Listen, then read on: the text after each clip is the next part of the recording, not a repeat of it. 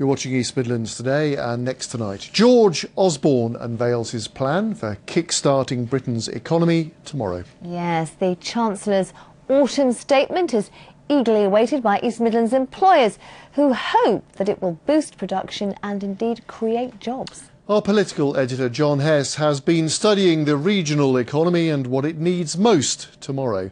Here's his special report. Every region needs much the same thing from George Osborne tomorrow: help to stimulate economic growth. But not all regional economies are the same. Ours looks a lot like this: making stuff. In the 10 years up to 2008, the East Midlands lost 125,000 manufacturing jobs. But manufacturing still accounts for 16% of our economy. The national average is only 10%.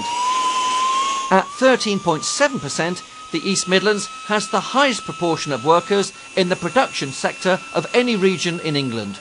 It means we need measures to promote both growth and exports. One of the things that we have requested is the provision of what we've called growth vouchers and export vouchers, which could be given to companies, which they could then exchange with people who can actually help them and empower them to do the growth that they want to do. There are signs the East Midlands economy is already warming up. Its productivity or output per hour is above average. Positive signs of resilience. And that resilience depends heavily on companies like Hovel Limited of Newark in Nottinghamshire.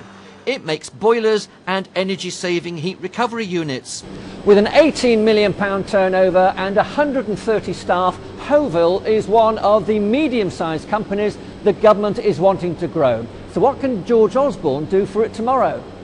Messages essentially that give us confidence that the growth aspirations of the government match our growth aspirations. We're looking for investment in energy efficiency schemes. We're heartened by the Green Deal launch. We're heartened by the new energy bill. We hope that gives us the messages that we need to grow our business. Shopping, wholesale and garages form the next biggest sector in the East Midlands economy at 13.5%. They're all areas that depend on consumer spend.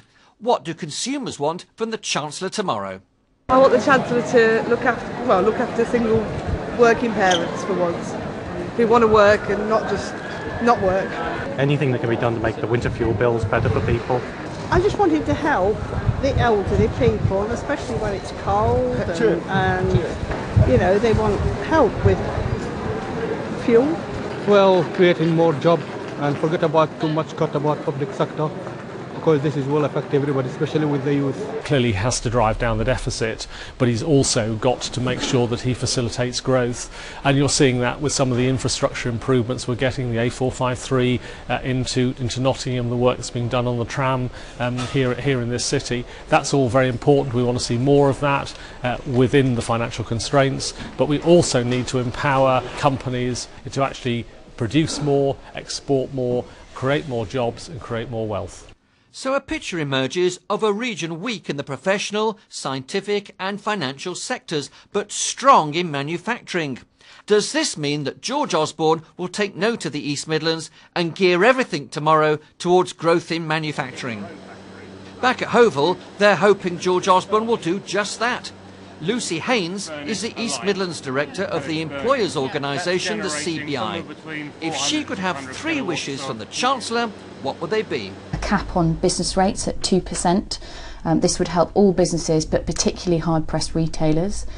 Secondly, an extension of the annual investment allowance to 50,000. Again, we think that this would particularly help small and medium-sized businesses.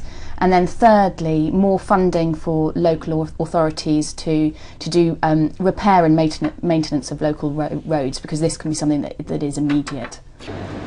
The Chancellor's already hinted he's prepared to use government money to give our manufacturers a lift, but whatever measures he announces tomorrow, it'll matter here. John Hess, BBC East Midlands Today.